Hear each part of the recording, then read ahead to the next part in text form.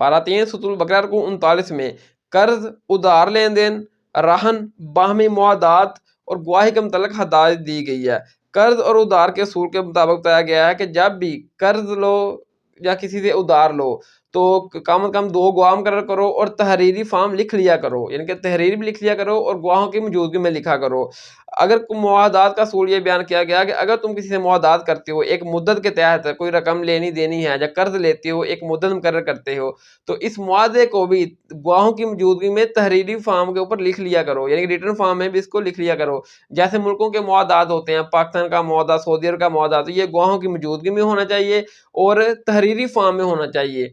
तो अगर तेरे को नगद लेन-देन है तो फिर तो तहरीरी फॉर्म की कोई ज़रूरत नहीं है। इस तरह रहन का असूल ये है कि अगर कोई बंदा सफ़र कर रहा है और दौरान सफ़र उसके जेब से कोई उसकी जो रकम है वो गिर जाती है और आगे वो अपनी मंज़िल तक पहुँचने के लिए उसके पास किराया नहीं है, तो वो उस सफ़र के दौरान किसी से उधार पैसे लेता है, कर्ज़ लेता है, उसके बदले कोई चीज़ उसके पास ज़मानत रखता है कि जैसे ही मैं अपनी मंज़िल पर पहुँचूँगा तो तुझे तेरा कर्ज़ जो तुझे लिया है पैसे वो तुझे जायज़ या ईदी पैसा करवा दूँगा और मेरी जो अमानत मैंने तुम्हारे पास रखी है ये मुझे वापस कर देना। इसको कहते हैं रहन, गिरवी रखना, रहन रखना जो ज़मानत के ऊपर रखी जाती है।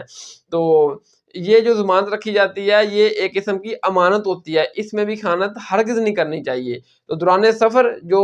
किसी से कर्ज़ लेना पड़ जाए मजबूरी के तहत जो उसके इवज़ रहन या गिरवी या कोई चीज़ ज़मानत रखी जाती है उसको रहन कहा जाता है।